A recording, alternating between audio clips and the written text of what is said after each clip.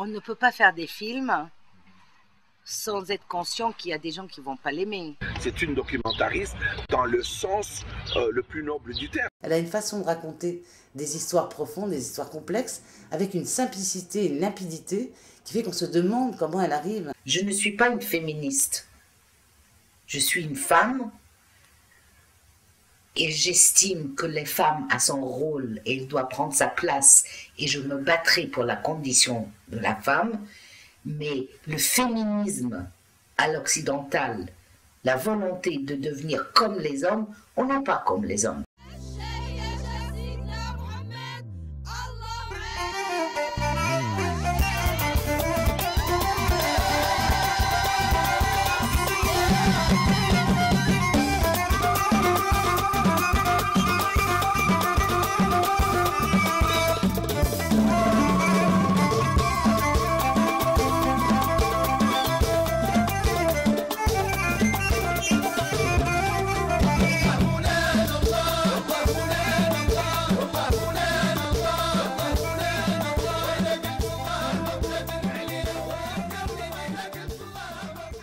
Moi, je suis arrivée au cinéma par décision.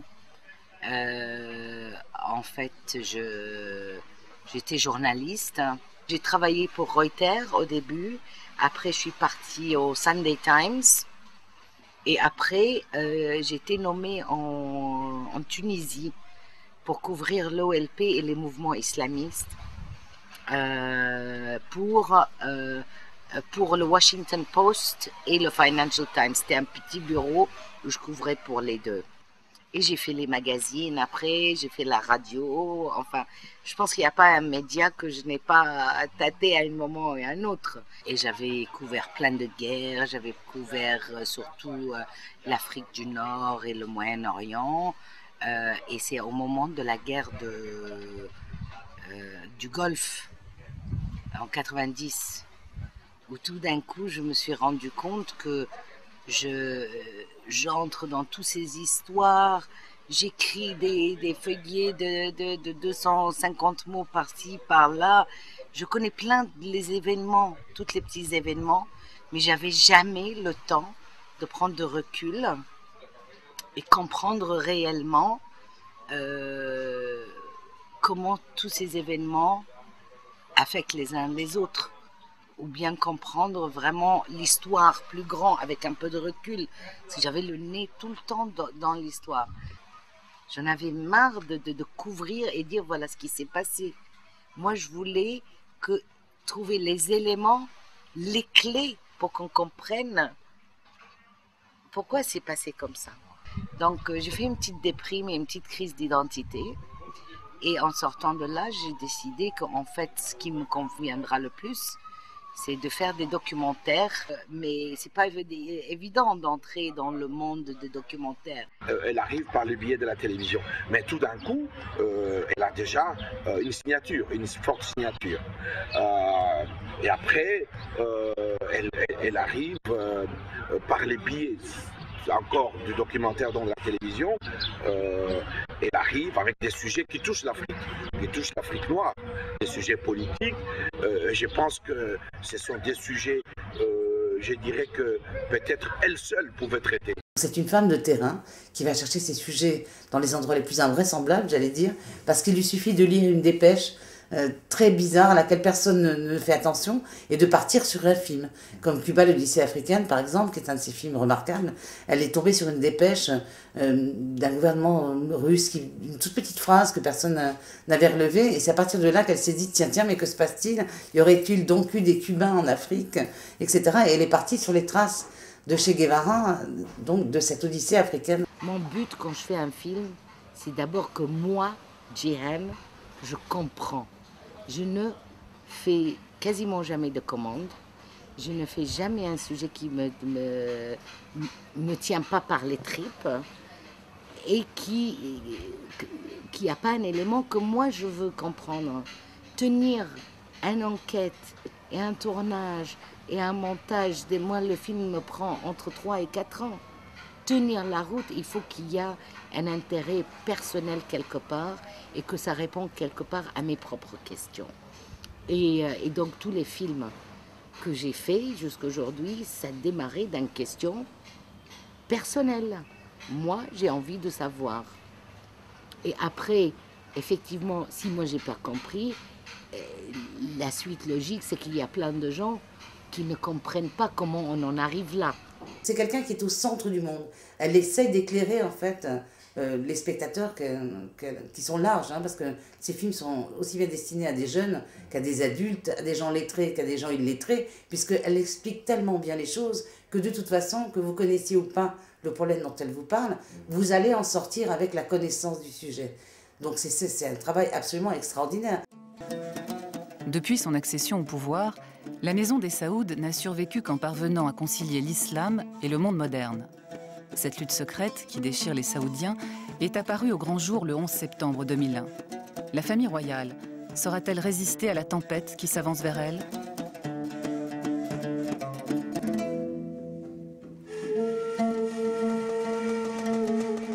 Au niveau de Maison des Saouds, pour moi, je pense que j'ai approché des clés qui sont fondamentaux. Je trouve trop facile de juste dire l'Occident est responsable de tout. C'est absolument pas mon discours. Mais que l'Occident voit d'où on vient et il comprend qu'il est en train de rallumer les feux de sa propre destruction, parce que ça ne peut pas continuer. Donc il faut un partenariat, il faut qu'ils nous comprennent. Il faut qu'ils comprennent nos frustrations. Le fait qu'on peut nous dire de se taire, c'est très bien, on va se taire parce qu'on n'a pas le choix. Mais ce n'est pas la solution, parce que tôt ou tard, ça viendra. Et pour la Maison des Saouds, oui, je pense que j'ai divisé les clés, si vous voulez, en 4 thèmes. Un qui est cette clash entre la rapidité, entre la modernisation et l'islam, si les deux ne suivaient pas. Deuxièmement, c'est le pétrole. Et troisièmement, c'est le problème palestinien. On ne peut pas enlever le problématique palestinien et l'injustice que les gens de tiers-monde en général sont, que les victimes sont toujours désabusées à cause parce que les États-Unis soutiennent, quoi qu'il arrive, l'Israël. Donc, il fallait aussi regarder ce problématique-là. Et dernièrement, c'est les sujets sécuritaires et comment les États-Unis soutiennent une puissance interne pour garder sa sécurité et la sécurité. Donc, ça devient donnant-donnant. L'aide alimentaire est un acte charitable et généreux.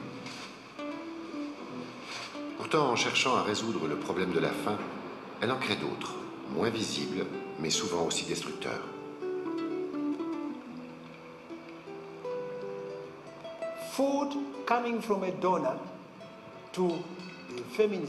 Donner de la nourriture aux victimes d'une famine, sans les aider à devenir autosuffisantes, c'est faire de la nourriture une arme de destruction massive. Moi, les mots de la fin, j'en avais ras-le-bol de voir l'image d'un gamin africain mourant n'importe où. On prend à peu près la même image. Ils prennent même pas la peine d'avoir un gamin du bon pays, quoi. Donc, ils te parlent du famine au Mozambique, est un gamin éthiopien. Il a la tête éthiopienne. Bon, pour eux, c'est peut-être tout le monde, tous les Noirs se ressemblent, mais cette bolle de mendiant pour vivre, c'est une image que je ne supporte plus. Qu'il n'y a pas de raison. Nos pays, on n'avait pas la famine avant. On produisait notre propre nourriture. Comment ça se fait qu'aujourd'hui, on n'est que des mendiants pour notre propre alimentation? C'est des pays agricoles partout. Donc pour les mots de la fin, j'ai pris le cas de la Zambie. La Zambie, où il y a le fleuve Zambèze qui traverse tout le long du pays, et ça détient 42% de l'eau de la sous-région.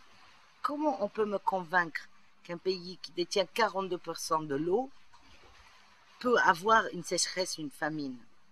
Bon, ils sont peut-être pas équipés pour ramener cette eau là où ils veulent. Donc c'est un problème de développement. Mais la solution était tout de suite l'aide alimentaire. Et je voulais voir, mais à qui ça profite vraiment? Quand les ONG, ils ont compris assez rapidement que je marchais pas dans leur truc de famine, les pauvres 14 millions qui vont mourir et tout ça. Donc, il y en avait très peu qui voulaient m'aider. Et d'ailleurs, les seuls qui voulaient m'aider, c'était dans la première période où moi, j'avais pas affiné exactement quelle était le problématique. Donc, j'étais presque encore en enquête. Oui, et puis ça, c'était vraiment un blocage sur le terrain. Donc, accès aux images. Il y a certaines images où j'allais, surtout en Afrique, hein, en sauter les barrières, en filmer. Hein. Mais bizarrement, aux États-Unis, eux, ils étaient tout à fait ouverts. Ils n'avaient aucun nom de dire voilà le système et c'est parce que c'est aussi dans notre intérêt et regardez les tonnes de maïs qu'on doit se disposer de ça et donc il faut qu'on trouve des famines. Donc eux, les Américains sont assez bons à te dire exactement les choses où tu ne crois pas tes oreilles. Je voulais faire quelque chose sur le génocide au Rwanda. Et j'avais commencé en 96. Et en 96, il commençait à avoir le départ dans les camps au Congo, au Zaïre à l'époque, dans l'est du Zaïre, les réfugiés Hutus qui fuyaient les Tutsis maintenant au pouvoir. Et très peu après, la guerre commence là-bas. Et moi je dis, mais attendez, qu'est-ce qui se passe? Et dans les nouvelles, surtout en France, on ne comprenait rien. Qui était qui et pourquoi la guerre s'éclate? Est-ce que c'est juste parce que c'est les Africains entre eux? Ils ont failli, c'est-à-dire rien n'était éclairé. Donc je suis allée pour essayer de comprendre quelle était l'histoire de cette guerre et est-ce qu'il y a un lien entre ça et le génocide. Et effectivement, je tombe sur une histoire absolument incroyable pour moi. Donc, l'Afrique en morceaux. Et l'Afrique en morceaux, c'est l'histoire tout simplement d'une parenthèse de 2 ans où les alliances régionaux qui, au pouvoir, ils ont décidé d'en finir avec Mobutu, qui était un peu la vieille école de domination de l'Occident. Donc, c'est l'Ouganda, le Rwanda, le Burundi, enfin plusieurs pays de la région, viennent ensemble pour chasser Mobutu de pouvoir et rétablir le paix au Congo et pour redémarrer une nouvelle histoire de l'Afrique. Donc ces 2 ans d'espoir et la création de ce mouvement qui s'appelait l'AFDL, donc l'Afrique en morceaux, c'est cette histoire de cet espoir et cette coopération qui nous a fait rêver et comment ça se termine par la chute et cette fin de rêve et rééclatement de guerre. Depuis l'Afrique en morceaux, où moi je voulais, parce que bien sûr dans l'Afrique en morceaux, j'étais plongée dans l'histoire de Lumumba et je voulais absolument faire un truc sur Lumumba et par la même occasion, je voulais faire quelque chose sur tous ces révolutionnaires africains qui ont eu la vision à l'époque d'aller contre cette espèce d'énorme défi qui est les empires coloniaux. Et malgré les très peu de moyens, et malgré tout, ils se sont combattus pour leur vision. Et tous ces gens-là se terminent en échec. Leur vision reste, mais eux, en tant qu'individus, ils sont soit assassinés, soit une fois au pouvoir, ils se retrouvent emprisonnés. Enfin, c'est des histoires assez tristes, quoi. Et donc, je voulais faire quelque chose sur les révolutions africaines. Et bien sûr, personne n'en voulait entendre parler. Aucun chaîne voulait financer, mais il n'y avait pas moyen. Hein, j'ai tout essayé pendant des années, hein, ça c'est depuis, depuis l'Afrique en morceaux. Non, mais c'est normal du moment où vous faites du cinéma et que vous savez le faire, et que vous faites ce cinéma hors de votre pays, et que même votre pays ne s'intéresse pas à ce que vous faites. Votre pays n'a aucune politique de l'image, mais même généralement une politique culturelle, pour être bref. C'est tout à fait normal que quand vous allez chercher l'argent chez les autres, que vous ayez des difficultés. Parce que très souvent, évidemment, elle touche des sujets très sensibles, évidemment. Donc les bailleurs de fonds, qu'ils soient britanniques, français, etc., souvent lui causent énormément de problèmes. On lui demande de remonter ses films, on les censure. Et donc, en 2003-4, je décide de trouver une astuce, quoi. Et l'astuce, c'était Cuba, parce que dans mon enquête, je continuais à m'enquêter un peu. C'est vrai que Cuba sortait tout le temps. Et je me suis dit, bah tiens, si je réécris le projet en mettant en avant le rôle de Cuba dans les révolutions africaines, peut-être ça intéressera les chaînes, mais par le même biais, moi je vais raconter mes révolutions africaines. Et dès que j'ai dit Cuba et les révolutions africaines, ah tiens, tout d'un coup c'était intéressant. July 1991 in Havana. It is Nelson Mandela's first trip outside Africa since his release from 27 years of prison. But why would the legend of struggle against oppression decide that the first person he wants to thank for helping to end apartheid is Fidel Castro, the very man who is regarded in the West as an oppressor of his own people? Moi, j'ai un background d'interview assez poussé. Et questionner les politiques, entrer dans leur tête, comprendre d'où il vient, les petites problématiques personnelles entre chefs d'État, des fois ça mène à des guerres.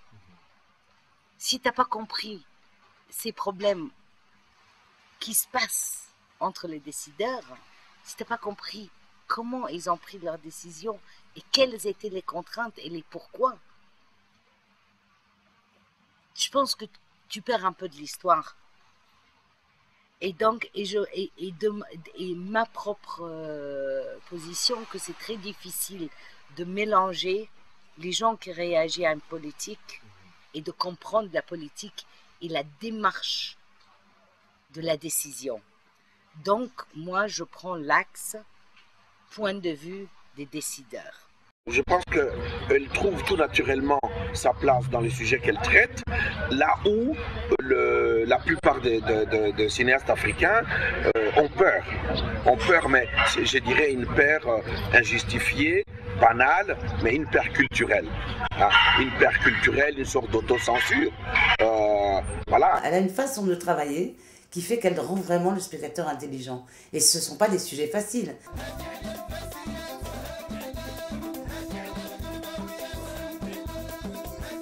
La technique de comment arriver à une seule histoire de narration, c'est toute une histoire. Parce que c'est vrai que la plupart de mes films, c'est des gros bouts. Des fois, ça passe dans 6 pays, c'est sur 50 ans, c'est énorme. Donc, arriver à décider quel est mon seul arc de narration, il y a toute une méthode et le clé de tout ça, c'est la pré-enquête. Je lis énormément. Rien que pour, par exemple, mon dernier film, j'ai à peu près 27 boîtes de déménagement de paperasse que j'ai quasiment tout lu. J'ai lu une 30aine de livres, mais c'est pourquoi ça prend aussi longtemps. C'est une folle d'archives. Elle est capable d'utiliser les meilleures archives en plus et de savoir surtout lesquelles utiliser. Donc elle est à la fois politologue, hein, historienne, journaliste, femme de terrain et en plus cinéaste. Je ne veux pas utiliser en majorité les choses qui sont disponibles. Je ne veux pas aller à l'INA et prendre les images d'archives qui sont là, qui sont faciles à utiliser. Si l'INA a ces images-là, en Afrique ou chez moi, on trouvera les images correspondantes. C'est pas logique qu'il y avait que les caméras français ou que les caméras américains ou anglais à l'époque. Il y avait nos caméras aussi. Mais comment retrouver ces images? Comment retrouver les gens?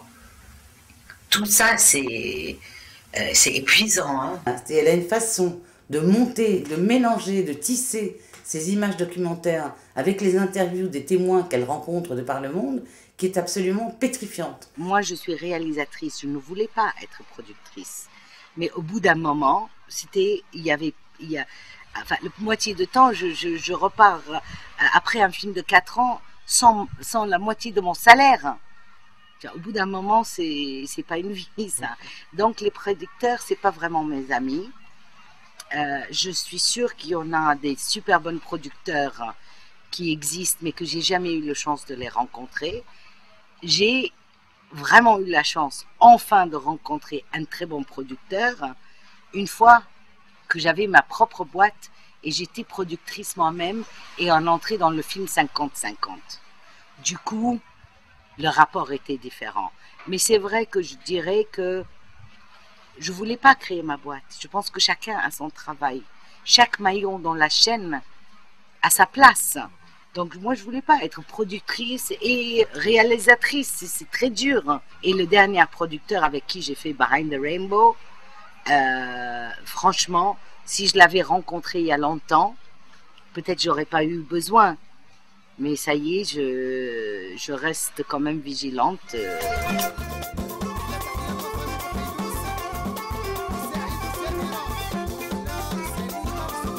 Vous savez, d'être une femme réalisatrice des films indépendants, c'est vraiment pas évident. Hein. Et c'est pas évident sur le plan personnel. Et très souvent, je me dis, est-ce que je fais le bon choix par rapport à mes enfants? Est-ce que je ne devrais pas tout laisser et juste rentrer à la maison, rester avec mes filles et puis on s'arrête là, quoi. Mais quand on a des choses qui te tiennent à cœur, je sais pas moi, je ne peux pas nier mon existence et des sujets que j'estime importants. C'est pas des trucs juste personnels, je veux pas faire la mode, moi. Et je peux pas nier ça juste parce que j'ai des enfants. Donc, j'essaye mon maximum d'amener mes enfants dans ce que je fais. Et je pense, ou j'espère, qu'ils comprennent et ils partagent. Les gens te traitent mal parce que tu es une femme. Alors, ça, on peut avoir deux attitudes par rapport à ça. Soit on tourne ça en avantage, soit on râle. Oui, c'est pas parce que je suis une femme. Nanana. Moi, j'ai dit, on me sous-estime, c'est leur problème, c'est pas la mienne. Donc, même dans mes interviews, des fois, ça m'est très utile, hein, parce qu'ils me racontent des bobards en disant, bah, cette femme-là, qu'est-ce qu'elle en sait?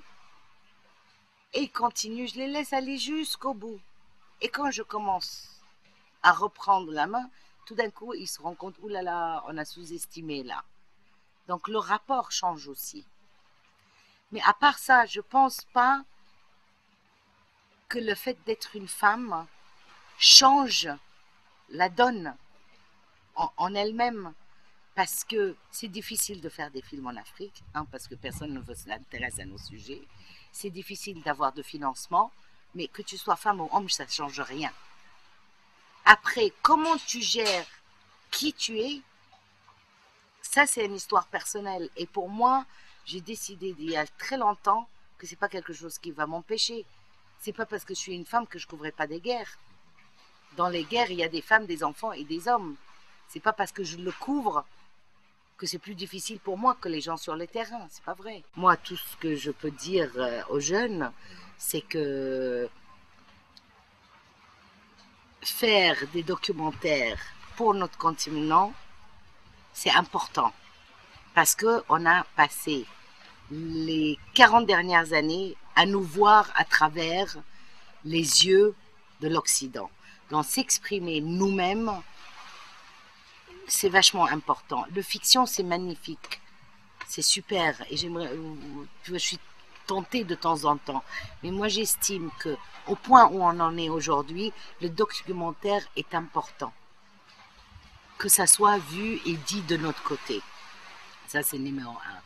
Et deuxième conseil, si tu n'as pas vraiment des histoires qui te tiennent à cœur, ne fais pas ça.